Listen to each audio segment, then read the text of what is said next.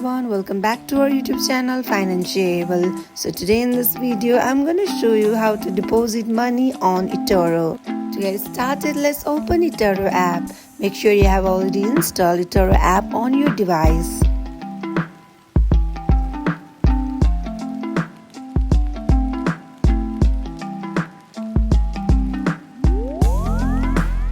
Now in this interface you can see 3 bar on top left corner. Click on it. It will show you this option. Here click on deposit funds that is located on bottom. As soon as you click on it, it will navigate you to this interface. Here enter your amount and select your currency. Enter your card number, first name, middle name and last name.